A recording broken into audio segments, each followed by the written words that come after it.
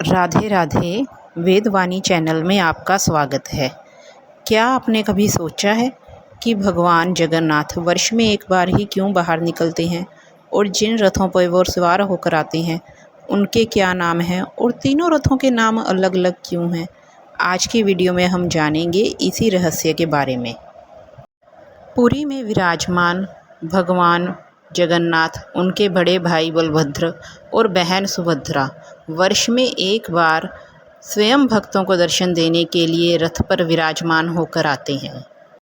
यह संदेश है कि भगवान एक जगह तक सीमित नहीं है। सच्चे भक्तों के लिए वह स्वयं चलकर उनके स्थान तक आने को तैयार हैं। इन तीनों ध्वजों के नाम हैं नंदीघोष, तालध्वज और दर्पदलन।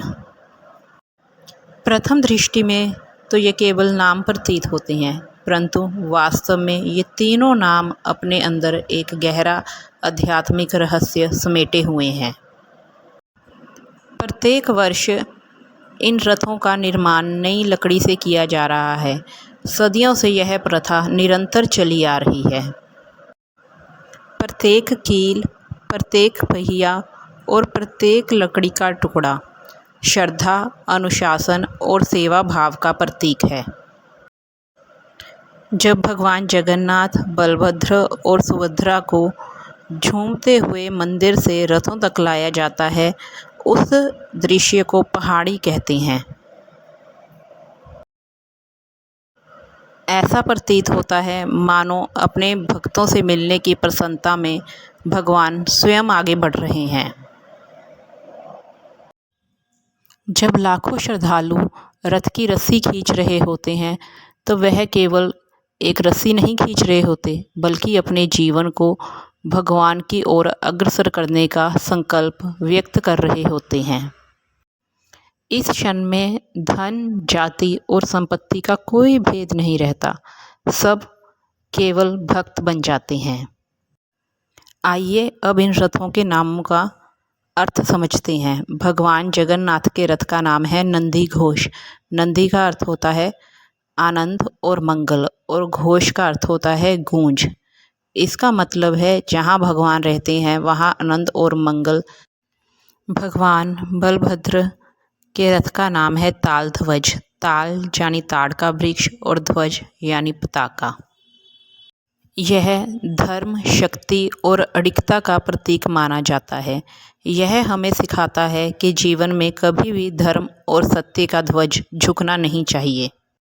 माता सुभद्रा के रथ का नाम दर्पदलन है, जिसका अर्थ है अहंकार का दमन करने वाला। भगवान तक पहुंचने का मार्ग तभी प्रशस्त होता है जब मन से अहंकार का दमन किया जाए।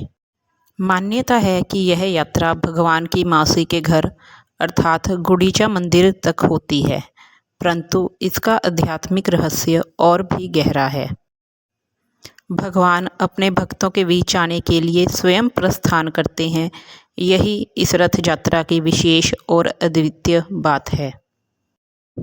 भगवान की विशाल नेत्र छवि मानो सभी पर एक समान कृपा बरसाती है और कभी किसी से भेद नहीं करती। जो श्रद्धा और प्रेम से उन्हें पुकारते हैं, भगवान स्वयं मार्गदर्शक बनके उनके जीवन में उपस्थित होते हैं। इसीलिए जब आप अगली बार जगन्नाथपुरी की यात्रा देखें तो सिर्फ रथों को ना देखें कि ये सिर्फ रथ ही नहीं है, बल्कि जीवन की 3 शिक्षाएं हैं। धर्म और आनंद के साथ जीवन को जीना और अहंकार का त्याग करना। अगर आपको यह जानकारी अच्छी लगी हो तो चैनल को सब्सक्राइब करें और वीडियो को लाइक करें और कमेंट में राधे राधे अवश्य लिखें। राधे राधे। जय श्री कृष्णा।